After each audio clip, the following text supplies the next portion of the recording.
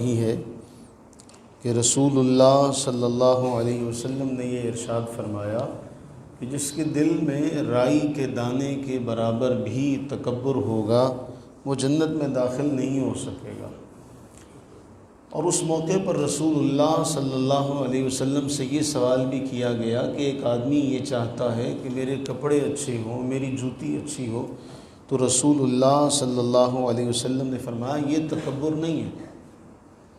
اچھا لباس پہننا، جوتی اچھی کا پہننا، یہ تکبر نہیں۔ تکبر یہ ہے حق بات کا انکار کرنا اور لوگوں کو اپنے سے کمتر جاننا، لوگوں کو اپنے سے کمتر جاننا۔ اب چونکہ یہاں اس روایت میں خود ارشاد فرما دیا کہ لباس اور جوتی کا تعلق اس بات سے نہیں، ہاں اگر وہ تکبر کی نیت سے یہ بھی پہنتا ہے تو اس کے بارے یہ حدیث ہے جو آج کی ہے۔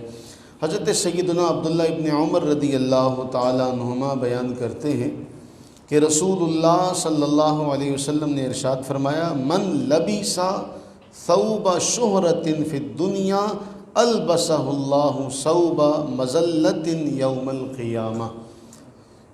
یہ سنن ابو داؤد میں بھی ہے، سنن ابن ماجہ میں بھی ہے کہ رسول اللہ صلی اللہ علیہ وسلم ارشاد فرماتے ہیں کہ جو دنیا میں شہرت کا لباس پہنتا ہے اللہ تعالیٰ اسے قیامت کے دن ذلت کا لباس پہنائے گا۔ اب اس کا معنی کیا ہے؟ شہرت کا لباس پہنتا ہے، حالانکہ ایک اور روایت میں ہم نے یہ بھی پڑھا جس میں رسول اللہ علیہ السلام نے ارشاد فرمایا کہ بندے کو جو اللہ نے نعمت دی ہے وہ بندے پر نعمت نظر آئے، اللہ کو یہ بات پسند ہے۔ یاد ہے نا یہ روایت کہ اللہ تعالیٰ کو یہ بات بہت محبوب ہے کہ اس نے بندے کو کوئی نعمت عطا کی ہے تو وہ بندے کے اوپر نظر آئے۔ اب اس کا معنی کیا ہے؟ اس کے معنی میں مفسرین اور جو محدثین ہیں وہ یہ فرماتے ہیں کہ لباس کنایہ ہے، لباس کا لفظ بیان کر کے رسول اللہ علیہ الصلوۃ والتسلیم نے فرمایا کہ جو دکھاوے کے اعمال کرتے، لباس چونکہ نظر آتا ہے اسی طرح اعمال بھی، اگر کوئی شخص اعمال کو یعنی لباس سے کنایہ کیا گیا کہہ کر کہ اس سے مراد ہیں اعمال۔ حضرت مولا علی قاری رحمہ اللہ فرماتے ہیں کہ فخر و تکبر کا لباس، کوئی آدمی لباس اس لیے پہنے کہ یعنی شہرت کا لباس، دو معنی ہیں اس کے، یعنی وہ لباس ہی شہرت والا ہے، بھڑکیلا لباس ہے، اور وہ اس نیت سے پہن رہا ہے کہ لوگ اس لباس کی طرف دیکھیں اور پھر میری عزت کریں، لوگ اس لباس کو دیکھیں تو پھر مجھے سلام کریں، اس نیت سے اگر پہنتا ہے۔ دوسرا یہ ہے کہ اگر وہ دکھاوے کے نیک اعمال کرتے ہیں تو گویا وہ شہرت کا لباس پہنے ہوئے۔ اب دکھاوے کے لیے جو بھی کام ہوگا تو پھر اس کے لیے اللہ کے نبی علیہ الصلوۃ والتسلیم نے فرمایا کہ وہ پھر کیا ہوگا، وہ آج دکھلاوے کا لباس پہن رہا ہے اعمال کی صورت میں، تو پھر اللہ تعالیٰ اس کو ذلت کا لباس پہنائیں گے قیامت کے دن۔ تو معلوم یہ ہوا کہ ہمیں جو بھی اللہ کی نعمت ملے، اللہ کی طرف سے مل رہی ہے، اسے یہ حضرت لقمان نے اپنے بیٹے سے کہا تھا نا کہ اے بیٹے جب تو زمین پر چل تو نرمی سے، عاجزی سے، انکساری سے، اس میں غرور اور تکبر نہیں ہونا چاہیے۔ اگلا جملہ بہت اہم ہے، وَلَا تُصَعِّرْ خَدَّكَ لِلنَّاسِ وَلَا تَمْشِ فِي الْأَرْضِ مَرَحًا۔ اب اس میں کہا لوگوں کے سامنے اپنا چہرہ ترش نہ کر، سخت نہ کر، زمین پر اکڑ کر نہ چل۔ لَن تَخْرِقَ الْأَرْض وَلَن تَبْلُغَ الْجِبَالَ طُولًا، نہ تو زمین کو پھاڑ سکتا ہے نہ آسمان کو پہنچ سکتا۔